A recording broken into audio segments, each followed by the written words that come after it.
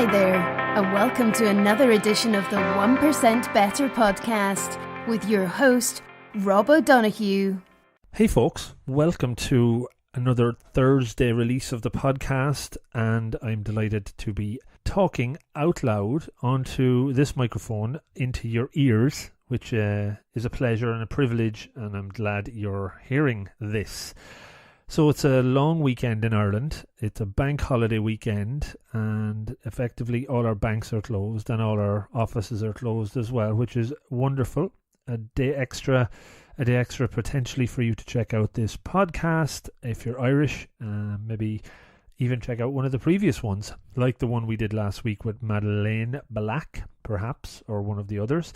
And if you're not Irish, if you're listening to it from somewhere else, maybe just listen to it on the Monday anyway. Why not? Or the Sunday or the Friday or whenever.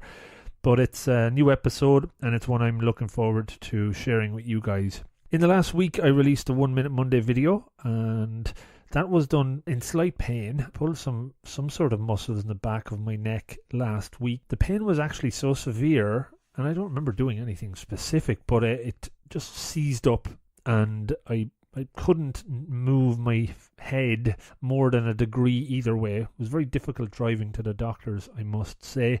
And thankfully, it was all safe and secure. Nothing bad happened. But my doctor gave me some good drugs, a concoction of pills, and they worked. They helped me, my muscles in my neck and all around there relax and feel better. So I actually recorded the 1 Minute Monday video, probably under the influence of some of those. It was all around the topic of value, something that's been coming up for me for a while.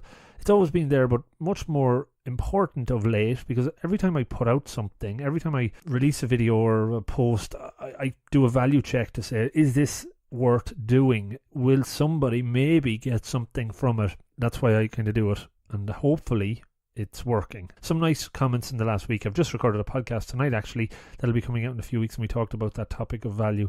So check that one out. Hopefully it's something you enjoy, and as always, it's less than a minute or just about a minute. There you go.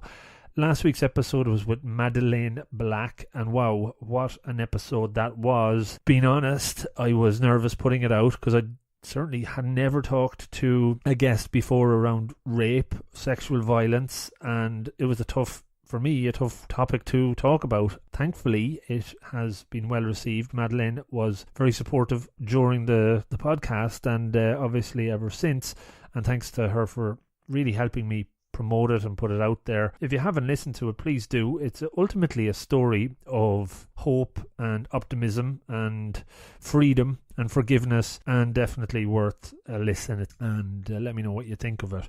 Couple of quick ones. I'm doing a solo show. I promised that in the next couple of weeks, so keep your questions coming in there. I do offer a few hours a month pro bono coaching. I've mentioned that at the end of all my episodes.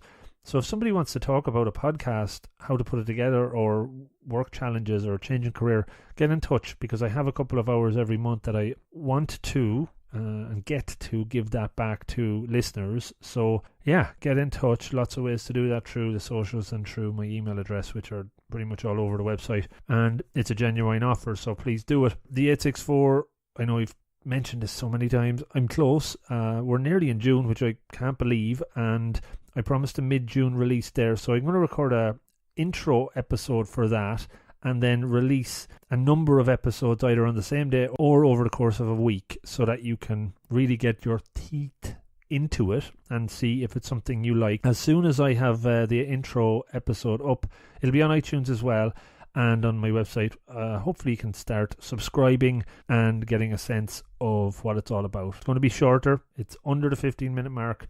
I'll explain all in the intro show. So, on to this week's episode.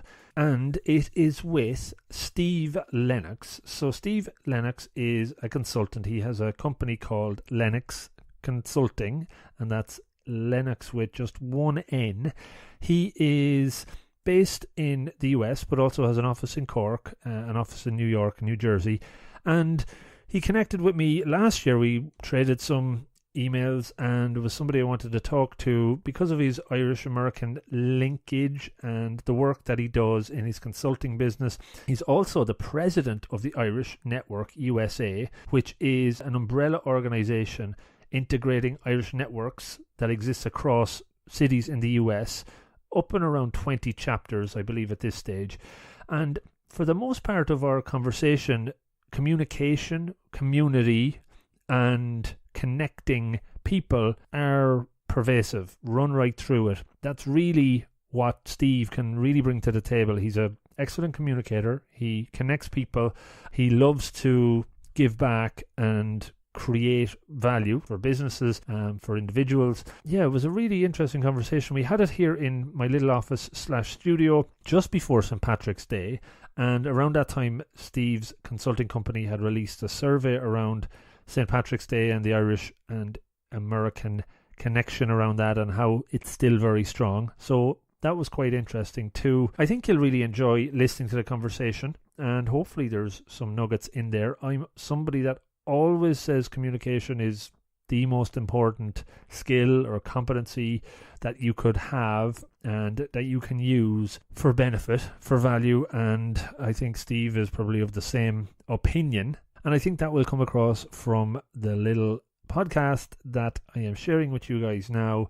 As always, please subscribe, please enjoy, and yeah, I've actually managed to get this far without talking about GDPR, which is now in place. And those of you that get my newsletter are those that have signed up. Thank you for that. Without further ado, here is the conversation with Steve Lenox. Enjoy and have a great weekend, in brackets, long weekend. Thank you. Bye. Hey folks, welcome to another episode of the 1% Better podcast, and I am recording from the studio this evening, which is a rare treat, and I'm delighted to be talking with Steve Lenox of Lenox Consulting. Steve, welcome to the show. Thank you, Rob. Thanks for having me here. I was doing some research last night, Steve, trying to pick into a few areas that I could. The first thing I noticed, you only have one N in your only name. One N, not related to the chippers. I was wondering why I couldn't find you first off, and I was looking. There's a few good things I'd like to talk about. Certainly fascinated about your own personal story, being a dual citizen. Mm-hmm. I'd like to know a little bit about that. I noticed you tweeted a couple of things in the last week or so. One is around a survey that you did through your consulting company around St. Patrick's Day, and as we're recording this close to St. Patrick's Day, although it'll be released a little bit after, it'd be nice to get some insights out of that. I did notice you saying you were gutted to be missing South by Southwest this week. Was that something you attend on a regular basis? South by Southwest I've attended probably 4 of the last 5 years or so. Okay. It's an exciting event. If you haven't been to Austin, you have to see the city first of all. Right. But to be there during South by Southwest with some of these folks like the Taoiseach speaking, some of these product launches they do down there, the ingenuity that they show, the excitement, the passion for the new products, it's just it's a sight to behold. I mean, all these folks come together with this great excitement for building something new. Right. And is there a music festival tied into that as well? Sure, yeah. It starts with a technology festival, then it moves into the music and the film. Yeah. I've only been there for the technology side. Okay. Sounds like somewhere next year maybe. We can meet up next year and do a second podcast there. Robert the Green from Austin. Absolutely. So Steve, tell me a little bit about your backstory, because I am fascinated to know about the dual citizenship. Sure. And not everybody I interview have offices in Cork and New York and New Jersey, so I'd like to know a little bit more about that. Sure. Well, I had the good sense of marrying a Cork woman, and we've been married almost 16 years now. Right. So my own Irish background kind of goes several generations back, like a lot of Americans that we'll talk about. Being Irish or Irish American was never something we thought about growing up. In fact, I'd say we probably consider ourselves more German than anything. Okay. But I married a Cork woman. I found her over in New Jersey, where she found me, as the case may be. Mm-hmm. We were working together when she was doing her year abroad. Right. She brought me back here to Ireland. Okay. And that was back in 1998 when I did a semester in Galway. Okay. I went to college in Galway as well. Beautiful city as well. It did a great semester there. Loved the city. And then we started doing the dating back and forth, and we got married over in the States. Okay. We had our first couple boys, our first 2 children in the States. Right. I took a job in 2007 where I was going to be working for a U.S. senator. Right. I was going to serve as his state director, a gentleman named Frank Lautenberg, who was very prominent U.S. senator, longest serving from New Jersey. Okay. And we were going into a re-election year. And if you follow U.S. politics at all, you know politics is a full-time business. Sure. So we sort of knew it was going to be a time when I'd be putting in 15, 20-hour days for 10, 11 months. Wow. And Aoife had always had this interest in moving back to Ireland. It was time to bring the boys back here to experience some of what she did growing up. Okay. So they came back here, and it stuck for them. Right. They've been here since. My wife is well established here with her business and other work that she does. Okay. We now have 3 boys. They're well established here in school. Right. I've since launched my own business back in 2010. Mm-hmm. And the nature of my work, which I'm sure we'll talk about, Yeah. allows me to do the travel. As long as we're connected with the Wi-Fi and the iPhones and the iPads, I'm connected to my clients wherever I am. So it allows me to do travel back and forth. Right. And also have clients on both sides of the ocean. Okay. Very cool. So that was... I didn't realise that you would have... I thought there might have been some Irish in your background. That's where the dual citizenship might have even came from. But your first experience of Ireland, was it in Galway? It was in Galway. It was fall of 97 when, like I said, my wife and I had just started dating and she had to come back here and finish school. Right. So I did a few quick weekends over just to visit. Right, okay. And then it took the second semester when I visited and spent the 4 solid months here. Okay. And it's been back and forth ever since. Now, obviously, most of the time is spent here in Cork. Yeah. With Aoife and the boys living up in Mount Oval full time. Okay.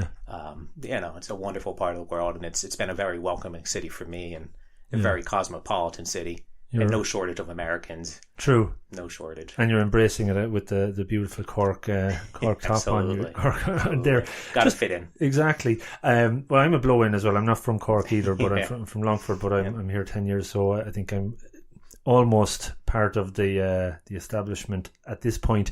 What did you study in Galway, or what did you have as a kind of a career goal in even those early years, and that brought you there? It's funny. I wouldn't say I necessarily had a career goal. I'd sort of been bouncing my way through college. I started in what we'd call the county college in New Jersey. Right. And I finished my 2-year degree in just a general studies sort of program. Then I transferred down to Rutgers University, which would be the state university, and just did my first semester. Then I came over here to Galway, and I did what most students would do that are traveling over to study abroad. I did the Irish history, the Irish politics, those sorts of classes. What ended up happening when I went back, the counselor sat me down and said, you're through 4 years of college here, you need to pick a major.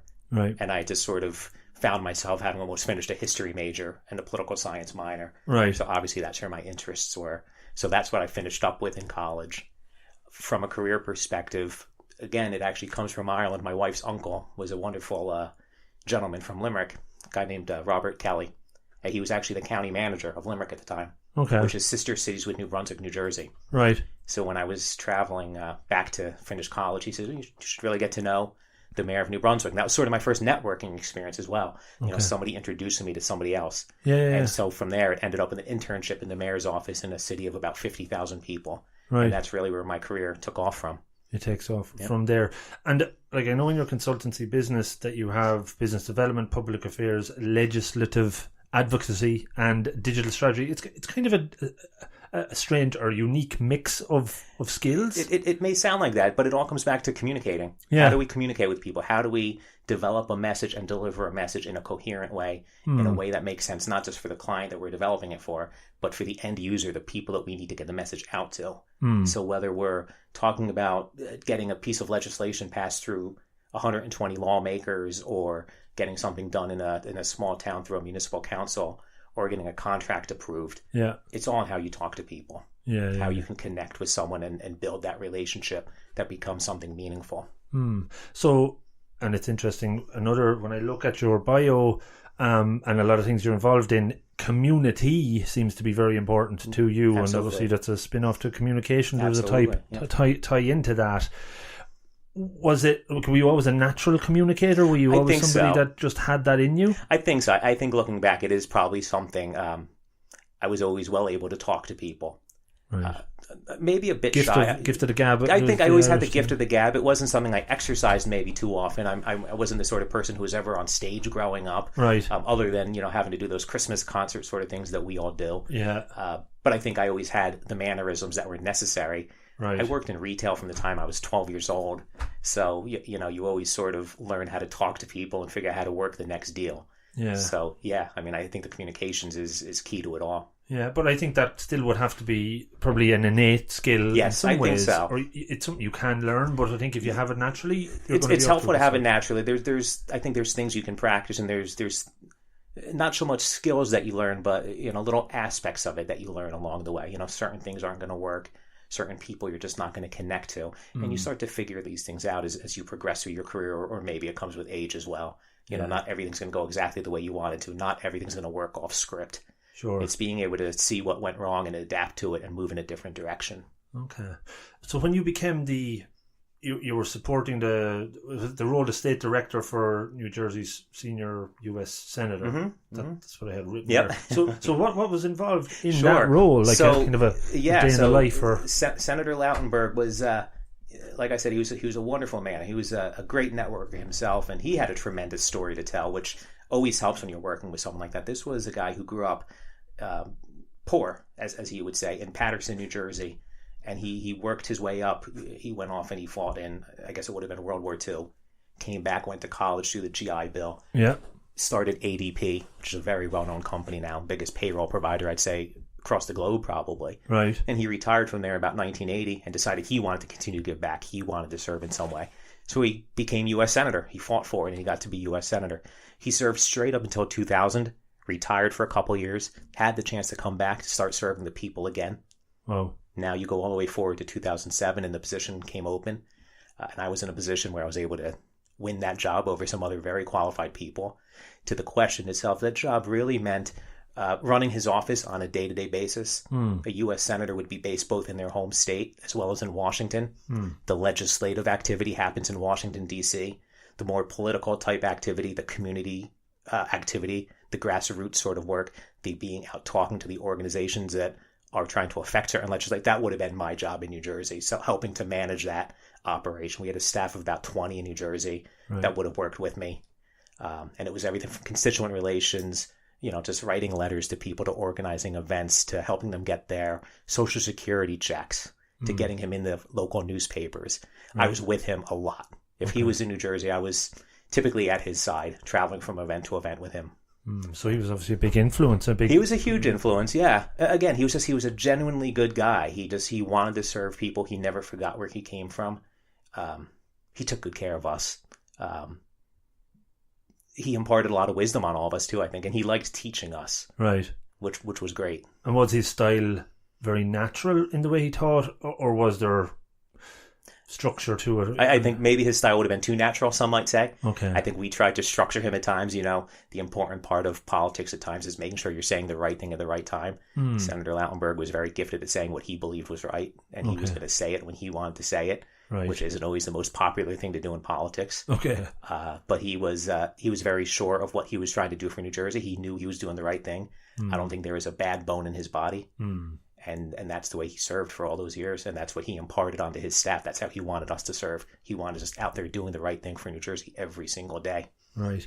So was politics something in your mind in a growing up age that this is, like personally, like politics was probably not anything I was that interested in until I got maybe into my late 20s or 30s or, around the last 10 years or so. Yeah, Rob, it's funny. It's not something I necessarily thought about a lot growing up. I do have memories of being out with my grandmother when I was probably 8 or 10 years old, and we were giving out some sort of leaflets for some campaign. And as I went into college, I've told this story that I was taking a political science class, and there was a particular party leader that was coming to our class, a gentleman named Tom Gillen, good Irish American. And I called my father and I said, "Who is this guy?" And he sort of said, "Well, tell him who Nana was, who your grandmother was." And I remember going up to him and I said, "Mr. Giblin," I said, "I think you knew my grandmother." And he connected immediately. And it turned out my grandmother would have been a sort of mentor to this generation of leaders out of that part of New Jersey. Right. So when you talk about did I have it in me, I guess maybe it is something that was in me. And then you push it forward to, as I mentioned, my wife's uncle, who put me back into the middle of politics, and it just progressed from there.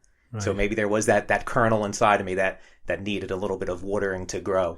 Yeah, because one of the questions I do like to ask people is early memories in their, what when I asked that, what does that evoke for you? You mentioned that early enough memory, and then it's trying to connect. Is there anything in that early memory that turns out something you've been doing later in life. And it's strange, sometimes it does seem to come up. Was there any other kind of early thoughts that come into mind when I asked that question? I remember my godmother talking to her as I was growing up, talking about what I wanted to be when I grew up. And I think somewhere along the way, politician probably did come into it. Again, because I always had this, I think, natural skill of communicating with people. Yeah. And I always remember my godmother saying, you don't want to be a politician, you want to be a statesman.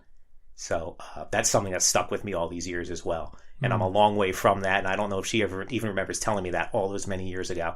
But that is something that stuck with me. Okay. So a statesman in the Irish sense is what? Is that like a ministerial type role? Or do you... Well, I think when you say statesman, I think we mean more of the reputation you've developed, the record you've developed for yourself. Right. You know, a politician is someone who comes and goes and is maybe in it for their own self-aggrandizement, maybe. Right. Senator Lautenberg is somebody I would very much consider a statesman. I mean, he left a mark on New Jersey. John F. Kennedy is a statesman. Right.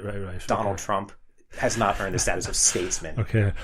We don't need to get too deep into the politics. We get there soon enough with Mr. Trump. But, okay, no, that's interesting. Like, so statesman, is that an American term, I wonder? Like, I would hear it, and when you hear it, could be an American term. It evokes somebody that does the right thing and is viewed upon by everybody as not regal. Regal is coming up, but it's not really. But it's just a proper, decent kind of person. A man or a woman that's earned some respect, that's built a reputation for themselves, that serve the community properly, serve the public properly. Yeah, really taken on the idea that you are a public servant when you're an elected official.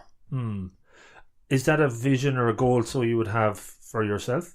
Running for office is something I think I would enjoy doing. And my wife and I talk about this a lot. Of course, we've got this different situation with the dual citizenship and the dual residency. Yeah. I'm happy doing what I do, helping other people run for office.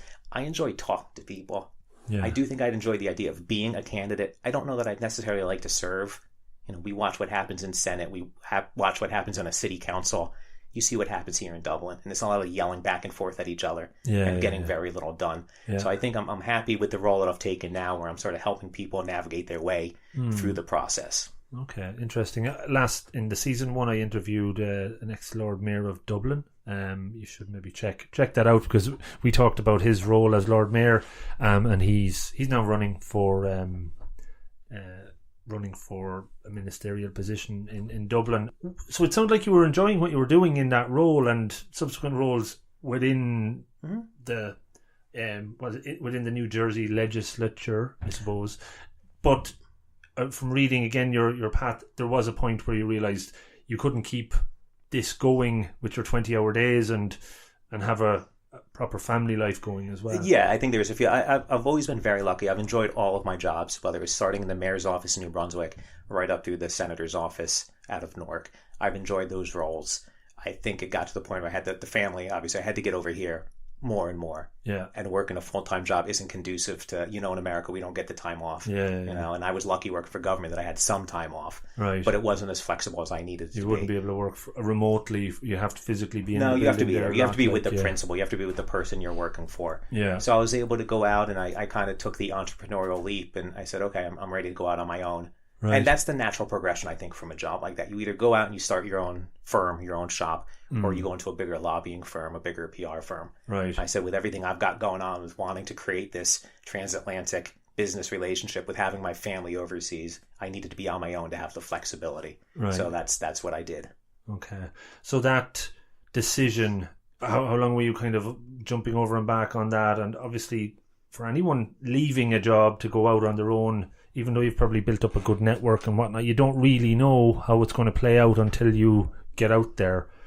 Talk me through the decision, or the voice inside your head that was screaming. You don't know until you get out there. That's exactly right.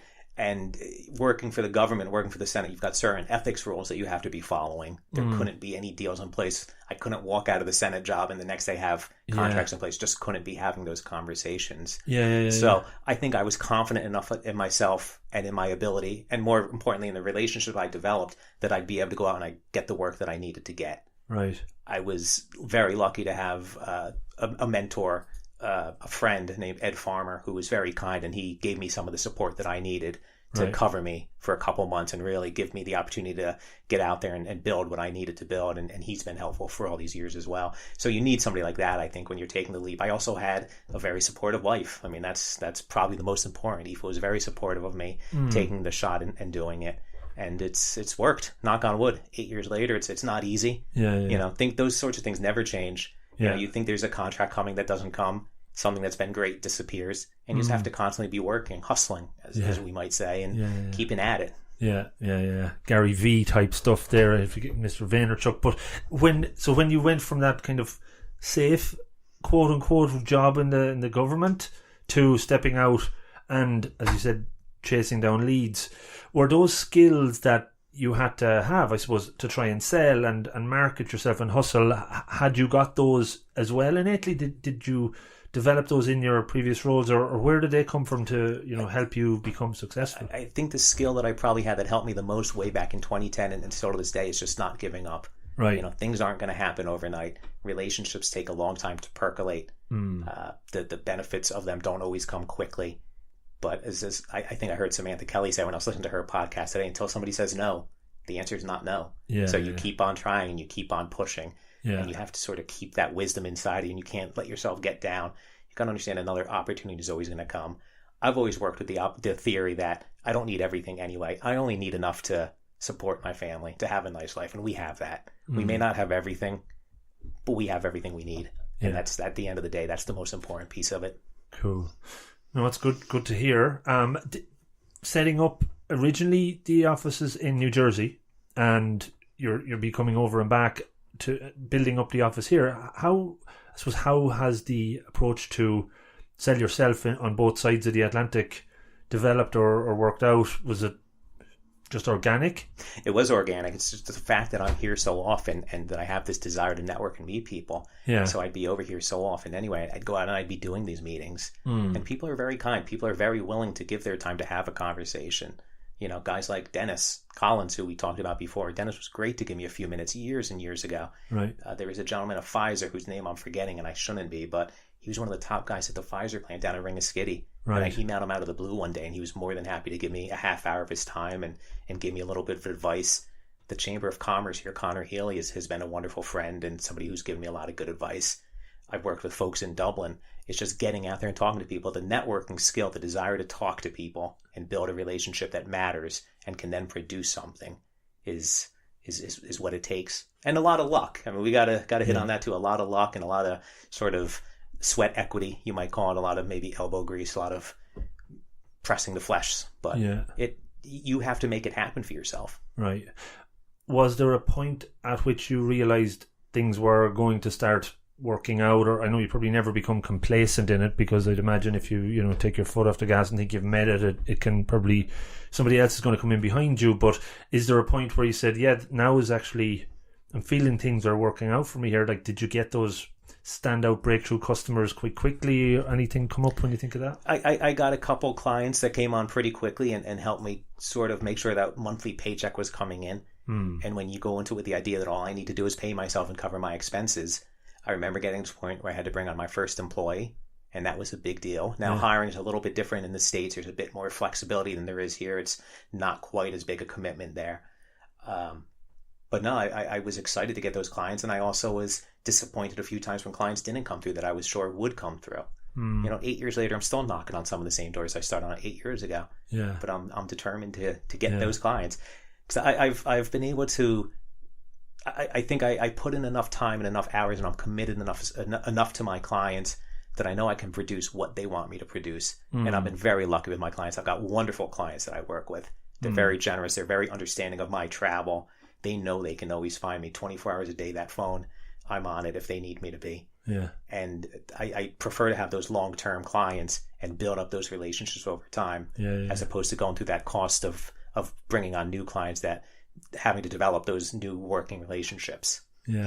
No, just from talking to you, and I know we only met for the first time tonight, I can see the authenticity in you. Thank you. It's not like, you're not, I can't imagine you trying to be selling something that you didn't genuinely believe that you could help the person in. So that's always good to come across. So that probably is a good sign. Well, I think in this business, what I do, what I'm really selling is myself, and I'm selling my reputation. Yeah. And if I let that go astray, I'm never going to recover. Yeah. So I need to be authentic, not just to myself, but to my clients, and I need to deliver. Yeah. You know. I like the question of core values. Something I've gone through a lot of reflection on, and I ask people on it, like, what would be your set of core values that you are most important to you? Honesty, I think, is the most important one. Trust. I don't know if hard work is a value necessary, but hard work and commitment. But I think really what it comes down to is trust. Loyalty is a huge commitment, and that's something we talk about a lot in the world of public relations consulting. The fact that I'm loyal to my clients and they know when they need me, no matter what happens, good or bad, I'm going to be there for them, and I'm going to have their back. I'm going to defend them, and I'm going to help them get through the dark days of whatever it is they're dealing with.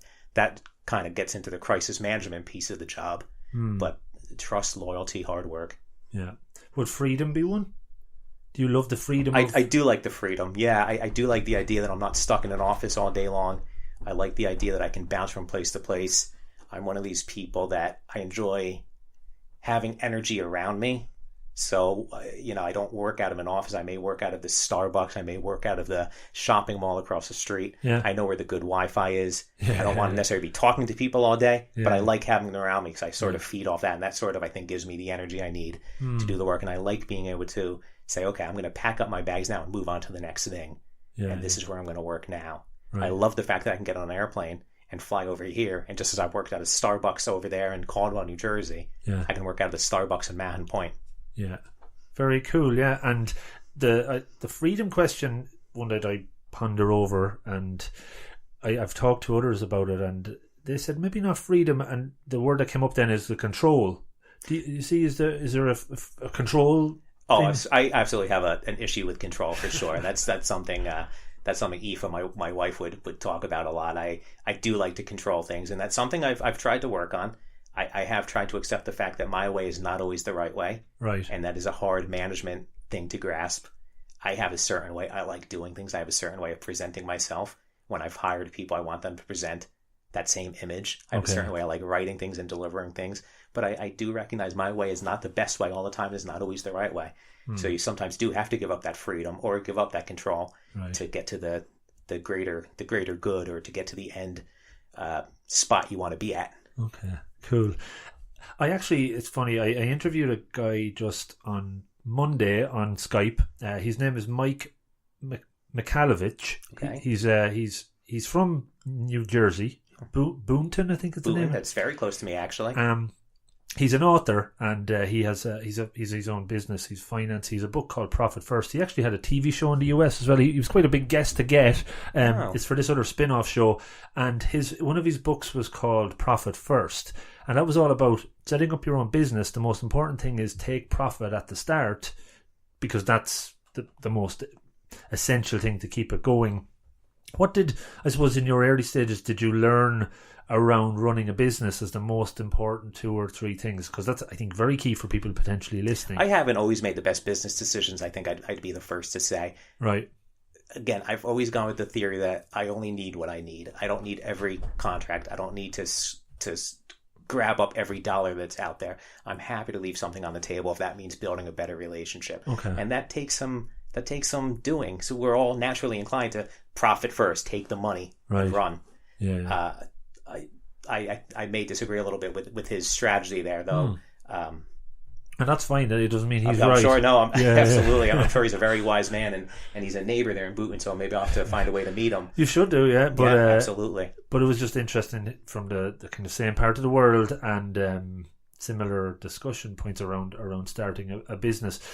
What are the things you've learned most, I suppose, in the few... So 8 years now, is it? 8 years? It's been 8 years, 8 years in the running your own business, that what you know now, if you known at the start, what kind of comes up? I think I've really learned more and more, and I've hit on this a couple of times already, that you're not going to get every contract. Everything's not going to happen exactly the way you want it to. Things are going to bob and weave, and they're sometimes going to be out of your control. But your ability to bring them back under control and accomplish what you set out to do is important. To never give up. Always keep your eye on the prize. Always keep the client in mind first. Client first.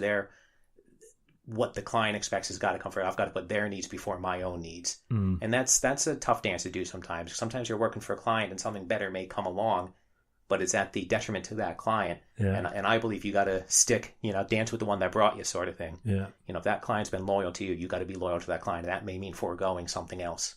Okay, cool. And you can't worry about what your competitors are doing. I think that's important too. That's something I've tried to instill in my own mind. You look at what some of the other firms are doing out there, what contracts they're picking up, how much they're getting paid, how they're doing their work. But you have to be authentic to yourself, and you have to do things the way you believe you could serve your clients best. So dwelling on what somebody else may be doing or what piece of the pie they're bringing in, it's not going to do you any good. It's a waste of time, really, isn't it? Absolutely a waste of time. Absolutely. What I'd like to talk about maybe next is the Irish network, the USA. Is it INUSA? Irish Network USA, that you're the president of. I am. Congratulations on Thank that. You've you. been holding that for a number of years. I have. I'd say it's been 5 or 6 years I've been in the position now. I've lost count at this point. And it's a voluntary organization. It is. It's a fully volunteer organization. It's a wonderful organization. We have 21 chapters now across the country. We just launched our 21st chapter last week in Dallas, Texas, under the leadership of another Cork woman named Rachel Gaffney. Who's a wonderful woman, and she brought a great team together down there in Dallas. And really, the goal of Irish Network is pretty simple. It's to engage what we call the global Irish Americans and friends of Ireland. We're trying to engage them to invest back here in Ireland. And we take the word invest and we take it a bit more broadly than maybe what the IDA would talk about. We're not just investing in businesses here, but culture, sports, education, the podcasting. Arts. Podcasting, absolutely. Anything that creates, that builds that bridge, builds that stronger network between the U.S. and Ireland is what we're trying to do. Get groups to travel over here, really to build on those relationships that have existed for decades, for generations. And I think our poll shows will continue to exist for many, many generations down the road if we harness it the right way. So we're in every major city across the U.S. at this point, I guess. New York, Chicago, San Francisco, down to Dallas. We're in places like Atlanta and Cleveland and Las Vegas. So we're getting into some of these secondary cities where the Irish are everywhere in the United States, everywhere around the globe, as we know now. And we're trying to maybe be an extension of what the Irish government, you can only reach so many people. And when we talk about there being 40 million of the diaspora in the United States, it takes a big network to engage them. And that's what we've set out to do. Brilliant. And so when you started in that role or even got involved, how much has it grown over that period of time? And did you go in with a vision? Did you go in with an idea? Not necessarily, no. I sort of got involved with it because I was just starting this transatlantic relationship. I decided I wanted to have more of a business relationship with Ireland. I got to know Irish Network through the Irish Consul in New York City. And I thought it would be a good idea to start a chapter in New Jersey, which is what a few of my colleagues and I set out to do. And from there it sort of grew. And next thing you know, I became co-president of the organization. And I'd say we were at maybe 10 chapters, maybe 12 at the time. And we grew very quickly. We grew up to 18, 19 chapters. And we've taken a step back a little bit. We've slowed down a bit. We talk about the 21 chapters, but we have a presence in many more cities, probably 30, 35, 40 different cities. We have people that will use the term Irish Network, or we're communicating with them in a regular capacity. So we decided to really think about how can we build a sustainable network. These networks mean nothing if they're going to disappear in a year or 2 years or 5 years. We want this to be there in the long term. So it's been a lot of hard work. It's been a lot of people putting in a lot of volunteer hours. We made a lot of missteps along the way, but every time we maybe go down the wrong path, we bring ourselves back and we figure out what we did wrong or could have done better, and we do it right. Communication, again, it seems to be pervasive through everything we're talking about, and my background is in project management. I would imagine there's a lot, for me, communication is the most important thing in project management as well. Was there a lot of kind of project management, I suppose, in the explosion of the chapters and trying to get that right, and probably things you learned along the way that stand out? I think what we've learned along the way is that we do better when we do have the project management, when we sort of take a step back and say, okay, if we really want to accomplish this is what we need to do. Very similar to what you do in your role every day. We look at A, B, C, D, E, and F. I'm not a great planner. That's another weakness of mine. I just tend to go head in and say, we're going to get this done. And sometimes taking the step back and looking at the bigger picture. And we get there eventually. But there maybe be a few less gray hairs, a little less stress when you plan things. And that's what we've gotten better at as an organization. Taking a place like Dallas, instead of just saying, okay, you're now a chapter, making sure that there's something in place there that's going to last over the long term, getting the right people in place, putting the plan together, and then executing that plan appropriately. Yeah, and I suppose as you've gone through different chapters, you would develop almost like that cookie cutter approach to spinning up a chapter, learning from the previous ones, and knowing what's essential. Absolutely. While taking a look at every city being a little bit different. Every city, every community looks different, and everybody wants to do something a little bit different. Right. So whereas a chapter in New York might look a little bit more at the younger Irish expats that are still showing up, the J1ers, or the ones that have been there for 10 or 15 years, a place like Minnesota would be a crowd of mostly Irish Americans. Okay. Well-seasoned Irish Americans that have been working at this for many, many years. They might be more focused on the arts in Colorado than they are in Philadelphia, where they really want to focus on, let's really celebrate business networking. The trick is to bring it all together and understand that we have this very broad mission. At the end of the day, the real mission is to bring everybody in under one umbrella. Right. Ambassador Anderson served in the United States for several years, and she referred to us as a network that was diverse and inclusive. And that's been something that we've held very close and we take very seriously, that if you want to celebrate your Irishness, if you want to engage in Irishness in some way, Irish Network is the way to do it. Okay, cool. What did you learn, or have you learned most from that role as president, and what has it pushed you outside your comfort zone in some ways that you had to learn? That there's a lot of different personalities out there, and you have to be able to accommodate different people's personalities. Again, my way is not always the right way, and that's been a hard thing to accept, that sometimes I do need to take a step back, and that I can't do everything myself. Yeah. You need to take the step back sometimes and trust somebody else to take the lead and get things done. The fact that the Irish community, we don't think of it as being diverse, but it is a very diverse community. When you're talking about 40 million people, they're very different. They think differently, they act differently, they want different things.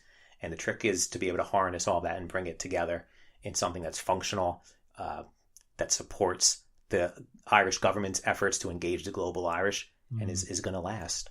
And do you see similarities between your role as president in the INUSA group and your role that was in when you were serving in the legislative role? And in the role that I serve in as president of Lenox Consulting. Yeah. It's all communicating with people. Yeah. It's all just getting out there and developing that message and getting it out there and talking to people. And I think the key to it all, no matter what job, and this isn't just me, this is all of us, communication is all about developing meaningful relationships. It's not this idea of passing business cards, but it's actually thinking about how can we support each other? Yeah. How can I help you? And maybe that'll turn into something good for me, but my focus has to be on helping you first. Yeah. And that's something I've carried with me probably from day one. Yeah. Have you done other training and courses that kind of tweaked or developed your communication skills over a period of time?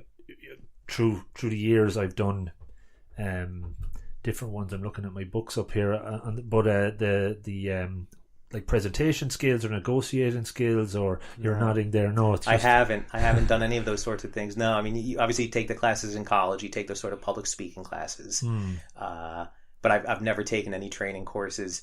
I think it's thankfully something that does come, and I wouldn't say I'm the most gifted speaker either. I mean, I'll be very clear about that. I'm not the most gifted presenter, but it is something I'm willing to do, and I'm comfortable doing it. I think the important piece is to be authentic and to be natural also. So sometimes you get caught up in taking some of these classes or reading some of these books, and they want you to present yourself in a particular way, where they tell you how to hold your hands or what words you should be using and that sort of thing. And if it's not natural, people are going to see through it quickly. Absolutely. So I hope that I present myself in a natural way, in a comfortable way, in a not maybe well-rehearsed way. Maybe it should be better rehearsed at times, but I feel like if I know what I want to talk about and it's of relevance to the group, it's your message is going to get through. Yeah, I think there's a shift in a way though now where you do see a lot of online videos of people presenting. Go back to like Gary Vaynerchuk or one of these guys that are just get up, they just speak it as it is. It's what they believe. It doesn't have to be polished. You don't have to be in a suit. You don't have to move your hands and wave them around. Now, I wouldn't condone exactly everything that Gary V says, especially the amount of F words and bombs and stuff he throws out, but it's his way, and there's no wrong I think way, a guy like Gary, we know him by first name, but I've certainly seen his YouTube videos as well, and I would agree with you on his on the language that he uses sometimes, and that's all part of his shtick, and that's a little bit part of what we all do. We all are creating a bit of a persona for ourselves, I guess. Yeah. And I don't know what Gary Vee is like in his real life. I don't know if that's really him or not. Yeah. I was listening to a radio show yesterday that I had recorded, and there was you may recall a singer named Alice Cooper. Yeah. He has his own show, doesn't he? He probably has his own show. He was a guest on a different radio show, but he was talking about how he really had to recognize that there's a difference between the Alice Cooper on stage and the Alice Cooper who's the coach of his son's baseball team, for him to be able to thrive in the business and survive in many ways as well. Yeah. So there is that little bit of that. Gary's got his shtick. Steve Lenox has his shtick, I guess. Yeah. But at the end of the day, it has to be somewhat natural and it has to be believable. Yeah. And people know that more so when you come off the stage and how you treat them when you're off the stage and what you actually produce after you've had those conversations. Yeah. After you've lectured to 10,000 people. Sure. Yeah. I agree, and I just think, and we're not talking about Gary Vee anymore, but I think he's pretty much 24/7 online at the moment. So you think that's what it's all about, but the amount of content he creates, he's taking over. And you can't take away from a guy like him. I mean, he's very successful, obviously. Absolutely. So that's what I was sort of hinting on before. You can't adopt somebody else's style. What works for him would never work for me. Of course. But it works well for him and good for him, and I hope he can do it for a long time. He's obviously influencing a lot of people. Yeah, the new generation that's coming up, they're hugely, like they're saying it's, he's giving out MBAs just through his content. Right. But anyway, okay, we leave Gary Vee alone. Maybe if you meet him over in he's a New Yorker as well, or New Jersey, isn't he? I think he's New Jersey. I believe so, yeah. He is, yeah. If you see him, just let him know. Tell him he said hi. Spotted Rob of the Green. That's it. So maybe we talk about the survey. Sure. That you've done through the business at the moment. So give us a bit of background and, obviously let's talk about some of the results. Yeah, and we won't bore people with too many statistics, but the reason we set about to do this, and I did this with a colleague of mine named Matthew Creighton, who has his own company called Publitix, and he's in the business very similar to mine. He's a couple years younger, another natural networker. He's gifted with the analysis, but he's done a ton to help Irish Network USA, which we always appreciate. But we're always looking at ways to communicate with people to fully understand what it is we're doing with Irish Network, what the real potential is with a group like Irish Network. And instead of spending Irish Network money on this, we decided to go out and do it ourselves. We do polling, we do analysis, and we develop messages. So we put out a survey, and we did it over the course of a couple weeks. It was an online survey. Mm-hmm. I think we got responses back from, I want to say it was 800, 850 people. So enough to make it statistically significant. Yeah. Absolutely. The mathematicians will tell you how that works. You have to get one of them on the phone. I don't know. I just know those two words together sound good. Absolutely. Anyway, so the numbers came back in, and we tried to do it last year in New Jersey, and I think the universe was probably too small, so we did go nationally this year. And the numbers are, as you'd expect, 58% of the respondents said they planned on celebrating St. Patrick's Day. Right. That's a huge number. And this is just, it's open to everybody, right? This is open to everybody. This is something, one of those things when you click on Irish Examiner, the poll pops up when you spend a few minutes taking this. Yeah. So this was open to everyone. Now, what does that mean that they're going to celebrate St. Patrick's Day? For 80% of them, that means simply they're going to wear green. You're wearing your green right now. Green now. And that's going to be their little show of loyalty to Ireland. Yeah. And that's a great thing. Yeah. 4% of them plan on eating Irish food. Right. What does that mean? I don't know. Yeah. To a lot of Americans, probably means corned beef and cabbage. They have no idea. Potatoes. Potatoes, yeah. They have no idea what's really happening here in the culinary world of Ireland. Sure. But when you dig a little bit deeper into those numbers, I think we have to take a look at the fact that this not even goodwill, this great will exists towards Ireland. Mm-hmm. People love Ireland. They love the idea of Ireland. So we need to harness that. Yeah. And we need to say, okay, great. You want to wear green for St. Patrick's Day? Let's get you all wearing green. Let's get you wearing Irish brands. Sure. And there's a huge movement on Twitter called the Wearing Irish Movement, started by a woman in New York named Margaret Malloy, who's a wonderful marketer who you may want to talk to at some point. Right. And she's built this following based on having people wearing Irish designers through the month of March. In March. Perfect. All through March. Yeah. Yep, absolutely. And whether it's, for a man, cufflinks or a tie, or for, the skirts, everything else. Sure. But we can really celebrate that. When we talk about eating Irish food, it shows that there's a huge market in the States for the Irish brand. We already have the Kerrygold there. We've got the Brennan's bread. But there's an opportunity to bring in more. So we need to look at this time around St. Patrick's Day and figure out how do we really harness on this goodwill and not let it leave on March 18th. Mm-hmm. We need to keep it going. That comes to a marketing strategy. Yeah. one of the numbers that came up again, 77% said that they want to travel to Ireland at some point in the future. Right. That's Huge numbers are coming here. And Tourism Ireland, will tell you, it's record-breaking every year. Yeah. And that is a wonderful organization. They've got wonderful people selling Ireland. But we got to keep harnessing it. We can bring more here. Yeah. Let's get them to stop thinking about coming to Ireland. Let's get them on a plane. Let's get them directly into Cork. Let's get them to Dublin. Let's get them to Shannon. Let's just get them on this island. And this is the time to do it. Yeah. So those are the sorts of numbers that the poll came back with.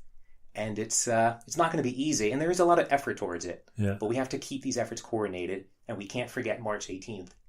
That March 17th happened. Yeah. It's got to be a year-long effort to keep engaging. Sure. So the outcomes and output of that survey does that develop an action plan for business or for INUSA? Both, hopefully. Yeah. Yeah, we're certainly looking at it from a business perspective. I think there's opportunities from a Lenox Consulting politics side to potentially work with some Irish companies that want to be doing more in the States. Yeah. I think there's opportunities to work with organizations that want to engage more with the Irish Americans. I think a lot of the work with Irish Network also lends itself to that. There's opportunities to bring over high-level speakers with Irish Network. The platform exists for them. Yeah. They can visit any of these cities. We tend to want to go to Boston, to go to New York, but this Irishness is everywhere. Yeah. And this goodwill and this desire to want to do business with Ireland exists. Yeah. No, it sounds cool. And as you said, there's for somebody that's living over there and knows what is the pulse is like over here, you can see that opportunity probably firsthand. That absolutely is kind of jumping out. Brilliant. I guess in your role, one thing that came up there, you mentioned your colleague talks about the data, and I get a sense from you, communication, you get a sense from people. That's right. You read them, interpret them through intuition. That's right. Versus the data. Absolutely. So there's a good mix between yes. those two. Yep. Talk to me maybe even a little bit about that, or how, I suppose when you come to meeting with people and deciding if they're going to do business with you, I'm fascinated about intuition and where that comes from. Does it play big into your decision making? It absolutely does. You get a quick sense. I think you get a quick sense from people whether or not there's somebody you want to work with. You have to want to work with your clients because you have to believe in what they're selling. Yeah, everybody's selling something. Whether it's good government, if I'm working for elected officials, or it's a product that they're trying to sell to someone. So from the business side, I think it's important that we feel good about who we're working with. They also have to feel good about us. They need to know we're going to be there. And that's something you can only get from the face-to-face stuff. That's why I wanted to meet you and do this podcast in person. Yeah. We could have done it over the phone, but the idea of sitting here with you and looking at you when you're talking to me, I kind of get a little more sense of what you're thinking, what's coming next, how you're reacting to things. Mm-hmm. I think this has been a positive conversation so far. Either that or you're doing a really good job faking it for me. No. But you get a sense when you're looking at somebody, when you're in the room with them, you're projecting yourself back off of them, I think, a little bit, and you develop something that matters. Yeah. No, I'm absolutely in agreement and delighted that we could do it face to face, and obviously through the questions and through your answers, that's where I get that sense of your interest and your intuition and how that kind of plays into your discussions, I suppose. In your day job today, or any given day or week, of all the different skills or focus areas or services you provide, is there any one that you enjoy doing more than others? I enjoy talking to people. I enjoy being out there and just as being with somebody is what I enjoy doing. Okay. And it's a funny sort of things. I don't necessarily... I find it exhausting at the end of the day. And I know you talk a lot about the introvert-extrovert thing. Yeah. My wife talks a whole lot about that. Yeah. And you try to analyze each other. And are you introverted? Are you extroverted? I do thrive on being around people. Yeah. I also find it incredibly exhausting. Yeah. This conversation has been wonderful, but I can't wait until we go home and we pass out now. It takes a lot of energy. People don't realize how much energy having these conversations has if it's going to be real. It's draining. So you're taking a lot out of yourself. Yeah. But I do enjoy being with different kinds of people. Meeting you tonight is fascinating. I enjoy the work I do back in New Jersey. I'm doing some press sort of work. I own a newspaper now in Paterson, New Jersey, an online newspaper. Okay. And I'm meeting entirely different people than when I was working with one of the big Dublin law firms. And it's fascinating just to deal with different folks. A variety. Yeah.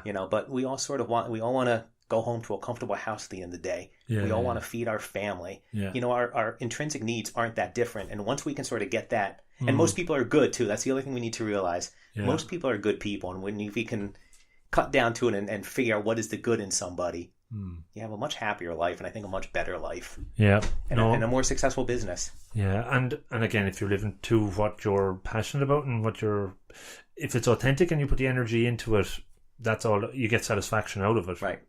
Some days can be draining. Absolutely. And you don't get anything out of That's it either.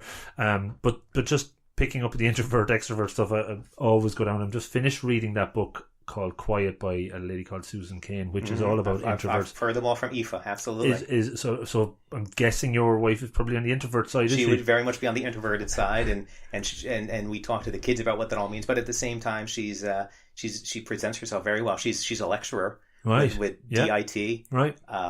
So she's got no problem getting up in front of people and presenting a message in a very clear and coherent way, and imparting her wisdom on it. Yeah. But she's not the first one to go out and want to get on stage necessarily. Yeah, no, that's it. Like, I've learned so much from that book and the studies that have been done around it. Around it's okay to, a lot of lecturers are introverts and they're just up for that hour or whatever. But as soon as that's over, they just want to be alone. So you can turn it on for a while. You just don't want to be doing it all the time.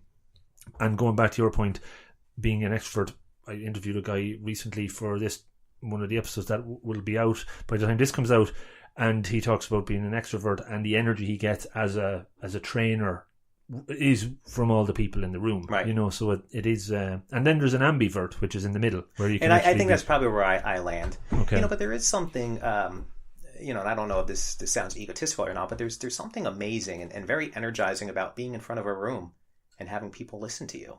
Oh, yeah. Or being able to have a conversation with 30 people talking back at you. It's great for the ego, first of all, that they actually want to listen to you. Yeah. But they're not going to want to listen to you if you're not being real. So it all comes back to that. It all comes back to being authentic. Yeah. We keep talking about that, being real, because people pick up on that real quickly. Yeah. And that's an important leadership trait to develop, that people, they want to be around you.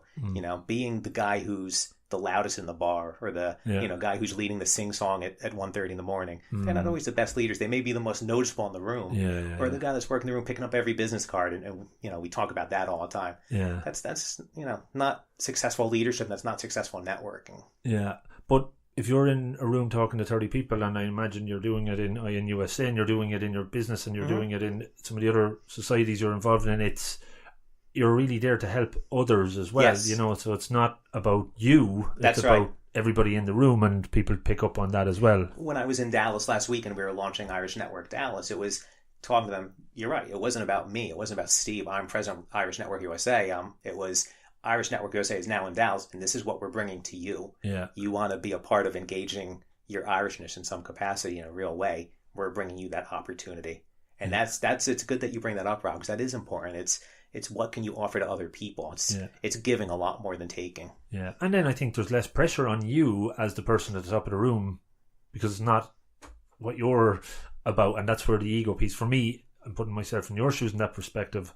I'd be much more relaxed up there, telling people I can help you figure out what your core values are, as mentioned before, rather than telling these are my core values and that's all that matters. Right. So it's the mindset, I guess, as well. We talked about so many things that you're involved in, and the question of work-life balance is one I like to ask. How does that come together, or how do you manage Probably that? Not as successfully as it should. Yeah. Again, it's a very difficult balance, and my wife will often chide me for having the phone on too often, and it is tethered to my hip more often than it should be. Part of the benefit of this cross transatlantic commuting is when I am in the U.S., I am fairly free to keep that on all the time, and there's not the pressure of dinner on the table, which is a wonderful thing to have. I love getting here and knowing that we're going to have that family dinner, putting the kids to bed, turning off for a little while. I'm not as good at it as I should be, and I think most of us have that weakness. I mean, it's just the age we're in, where we have this instant access to information and this constant need to be pleasing people. So, I'm happy with my life, and I'm happy with my business, and I'm very happy with my family, of course. So that's hopefully the work-life balance, the fact that I do have the time to take the kids to Coder Dojo tonight. Yeah. A lot of dads are working just as many hours as I am. Yeah. I get to switch off a little bit when I'm over here. Of course, the hours are a bit different, but that time walking the kids to school, picking them up, it's special, and that's important time. Okay. And we do need to find more ways to do it. And I'll be the first to raise my hand and say I probably need to, I may look back at someone and say, I probably could have spent more time with them but that's. Yeah, no, it's important. But as you said, I think when you don't have that sense of guilt, I suppose, when you're away in the US and you can 100% or 80% of your time focus on that. Whereas maybe it's a little bit harder, maybe when you're here, but you're cognizant of it. Absolutely. How do you get so much done in the day, though? What do you have techniques or approaches to be highly productive? I love asking this. You like to be highly productive, yeah. Again, I think I could be a lot better at it. I'm not one of these people who makes lists. I just kind of go through the day and I do what I need to do, and I'm constantly bouncing from one thing to the next. Right. But that's what works for me. Yeah. Some people need the whiteboard like what you have up there. Yeah. My wife is big into lists and check off, and there is a gratification that comes with checking things off the list, right? Some people love that, but I thrive on doing 10 things at once, and sometimes mistakes are made, and you go back and you fix them. And I do try to make a list. Okay, these are the tasks that need to be accomplished over the course of the week. I don't necessarily do them in order because another crisis erupts. Okay. I'll be working on one thing and all of a sudden this client's calling me and it's got to be done like that. And you've got to be able to pivot quickly and get to the next stop. And you've got to be comfortable with that as well. You've got to be comfortable being able to move from one thing to the next. Again, when you're dealing with a variety of clients or a variety of interests, a variety of needs, you need to be comfortable moving very quickly from one to the next. Because what one client is dealing with is much different than the next client. Yeah. But if we think about the core service of Lenox Consulting being communicating, those skills don't change. Yeah. Being able to communicate no matter who you're talking to, you can develop that message and you can get it out there if you have those core skills and the ability to deliver it. The approach, so if a customer comes to you and says they have to communicate X, Y, and Z, or there's a crisis that they want you to front up, do you have a methodology that you typically use? Or a lot of it is feeling your way through it, at least for me. Okay. At least for me. Yeah. A lot of times it's talking the client off the ledge a little bit too.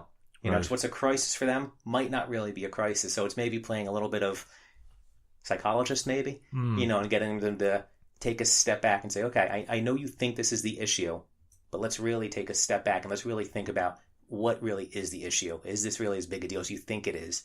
Are you looking at it, in a jaded sort of way? Can we change your way of thinking a little bit? Talking them down, talking them off the ledge is just as important as putting out that media response or writing that speech or reacting in an immediate way that they want to react in. Yeah. But even that, you mentioned psychology. Have you developed or learned psychological techniques for that? Or again, is it coming to you? I think a lot of it comes naturally. And this is being able to sit with somebody and have that trust. The fact that I trust them. I'll often say to my clients, you need to tell me the whole story. I had a situation today where I was talking to a particular client. They had to deal with a situation.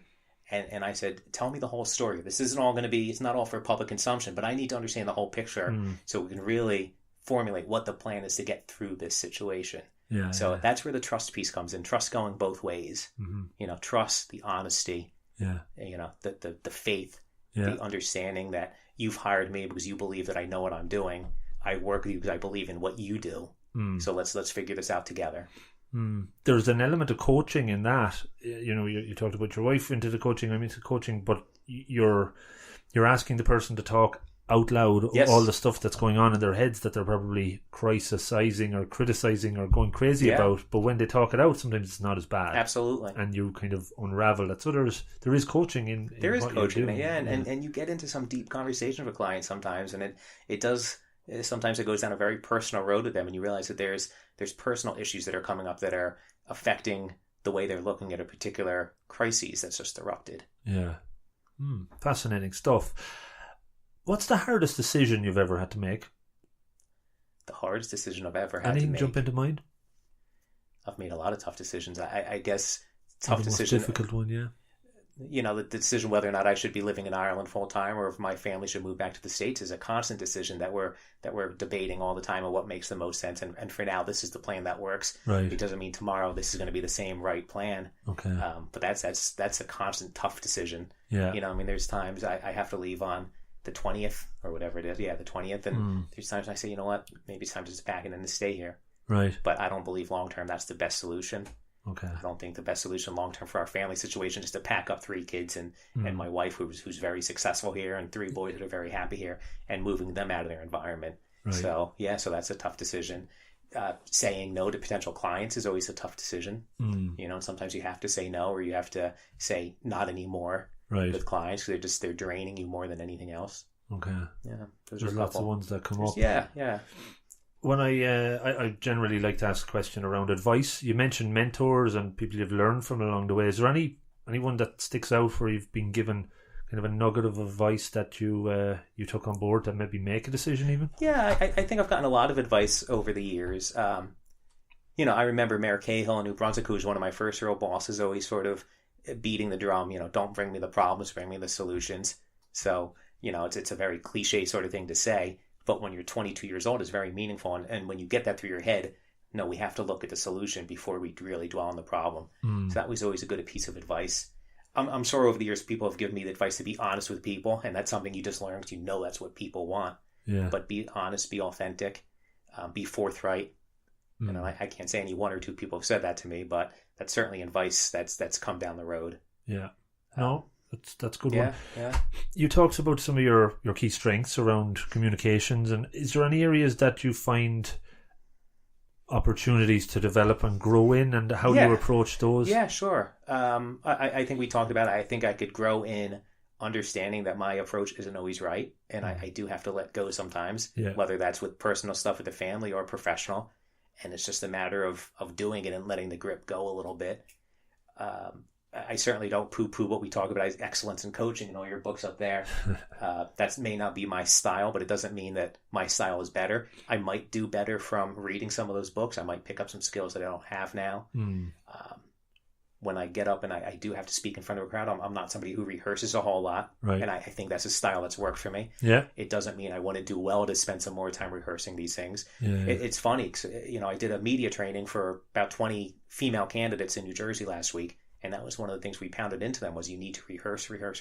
Right. And here I am cold. Yeah. You know, even coming here today, my wife said, "Did you think about the questions he was going to ask? Did you rehearse questions? Did you rehearse answers?" Yeah. And I like to let it flow a little bit. Yeah. Maybe if we thought about some of these questions, maybe I'd have more coherent answers for you. Yeah. But no, it's better when you don't, I think. Yeah. You know, preparation isn't always as thorough as it should be. Yeah. But I know at the end of the day, I'm getting done what I need to get done. Yeah. Yeah. And do you become more comfortable in, I'm not saying being unprepared, but I guess when things coming at you, sometimes you can't prepare for them, so you're probably more natural to be able to respond very quickly. I think I'm more comfortable being not unprepared, as you said, but unrehearsed. Yeah. You know, because I think if I tried to rehearse too much, then you tend to look down. You want to read your notes. That's why, you know, when you ask me poll numbers, I'm not quick off the bat with that. Mm-hmm. You know, and I don't want to be sitting here ruffling a piece of paper. Sure. So it's not unprepared. It's unrehearsed, and it's comfortable in knowing that you have your talking points that you want to talk about, and that this natural conversation is ultimately going to be the one that's going to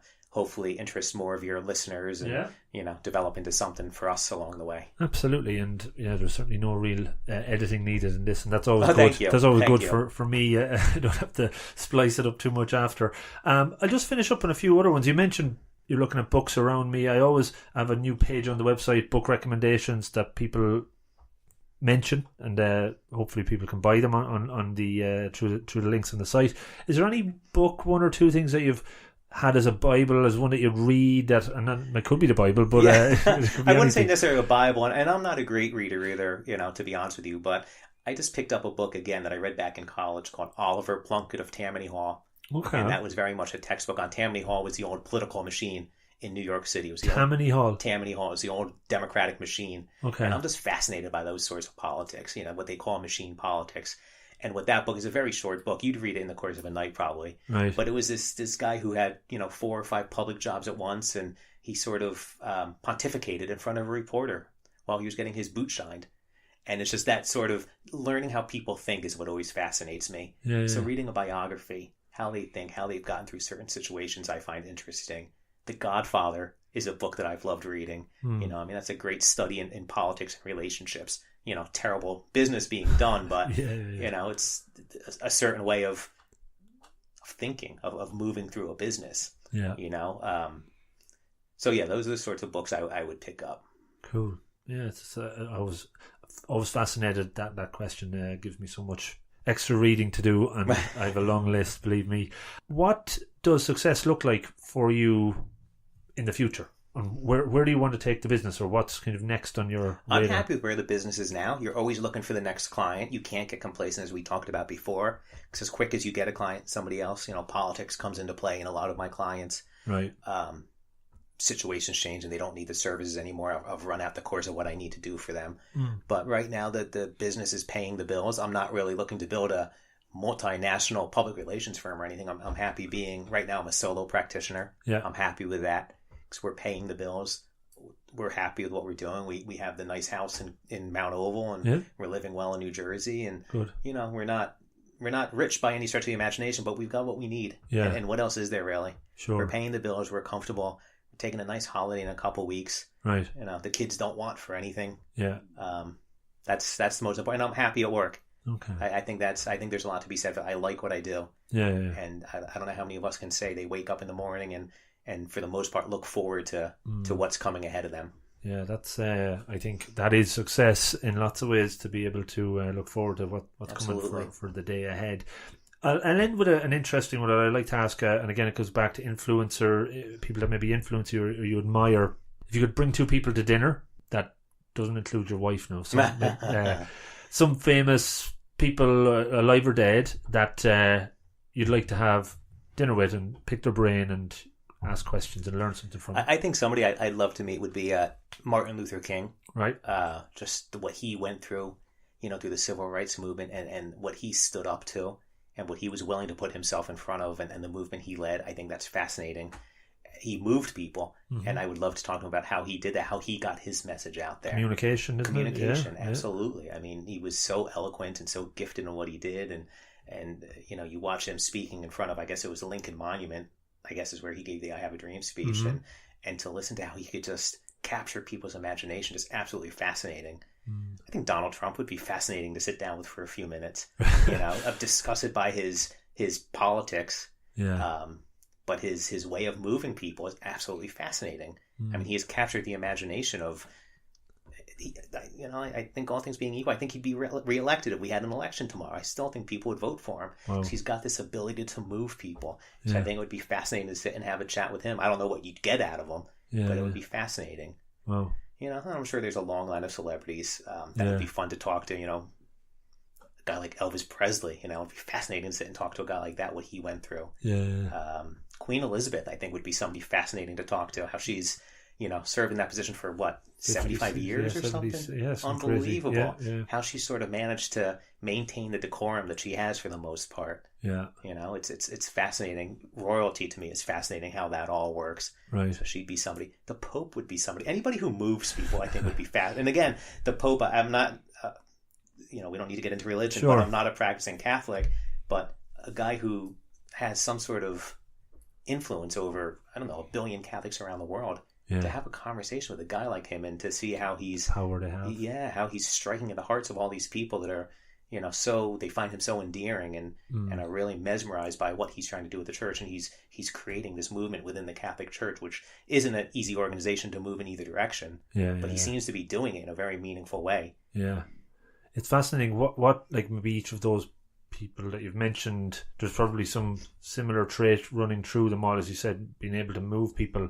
What are those key skills or competencies or behaviours that they have that make that up? And where does it come from even? Where does it come from would be, that's what I'd want to try to get to the bottom of. Yeah. Brilliant. Look, Steve, I really enjoyed that. I thought Thank you. was a great hour. I'm delighted that we were able to do it in person. Yeah, it's great, Rob. I normally wrap it up by just giving you a chance to talk about your business, how people can get in touch. Sure. Follow you on your very popular Twitter feed and any other ways. I'd be very happy to communicate with anyone at Lenox Consulting. And again, that's one N, that's Lenox Consulting. I'm on Facebook. I'm, of course, on LinkedIn. Lenox Consulting, we love helping people put together strategies to communicate with a wider audience. So if anybody thinks I can be helpful with that, please reach out to me, whether it's in the States, in Ireland, or wherever else. We're a mobile world now, so we can communicate wherever we are. I'd also encourage anyone listening to take a look at Irish Network USA if they would. And that's also, we have a good following at Twitter, at Irish Network USA. We're also on Facebook. Wherever you are across the United States, we've probably got a chapter for you close by. So I hope they'll, all of you, our listeners, will consider joining up and being part of pretty successful network. Brilliant. Yeah, thank you, Rob. Thanks, Steve. And I think about 40% of those that listen are outside of Ireland. It's great. So there's a good chunk, majority of that 40% are probably in the US. So you never know who listens and who picks it up. And if they do listen to this and can connect in over that, it'd be great for them to let you know how they heard, because it's always good to hear where it comes from. Yep. Brilliant. Steve, we leave it there. Thanks so much. I hope you enjoy St. Patrick's Day, and when I put this out in a few weeks' time, hopefully people enjoy listening to it. I hope so. Thank you. Thanks a million.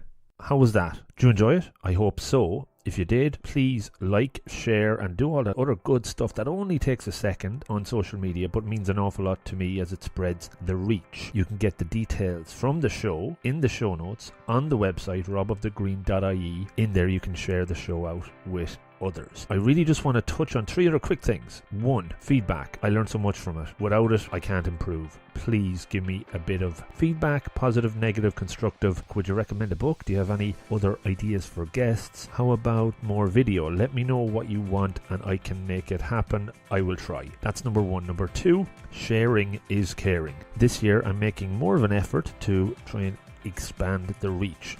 Facebook, there's a page and there's a group. The 1% Better community on Facebook is where I really hope new listeners go to, share ideas, comments, in general things that they could help others with. That's what it's there for. Follow me on Spreaker.com, that's the new host. I'm on Twitter, growing not exponentially at all, but slowly, so please follow there. I'm on Instagram, all of these are at Rob of the Green. LinkedIn, Rob O'Donoghue. Get in touch, would love to hear from you. Number 3 is about support. So I'm offering a few hours a month, pro bono, free coaching to those that can't afford it, that need some coaching, that want some coaching. If you go to the website, the support page, click on the pro bono link. On the flip side of that, where you guys can support me, go to patreon.com, the Rob of the Green page. You can make a donation there. You can get access to exclusive content, which I'm adding all the time. That would be awesome. Anything you contribute will go back into the show to make it better, make it more than 1% better. Also, there's the option to buy one of those books that were recommended through the website, which will bring you to Amazon, which will get you the normal links, which will get you the books at the normal price, but supposedly Amazon will give the show a small donation every time a book is purchased, or anything for that matter, which is great. So finally, I just wanted to say thanks so much for listening. I know it's difficult to make improvements, to push things forward, to get outside your comfort zone. I'm trying to do it all the time. I hope that every listen and every show and every guest that is on gives you something to take away that you could apply, adopt and adapt into your own life to create a new habit, to make something better. Don't overreach. Small improvements, 1% is enough. And thank yourself for making the time to listen to the show. It shows you're interested in learning, improving, and getting better, even if it's just 1% at a time. Have a great day and good luck.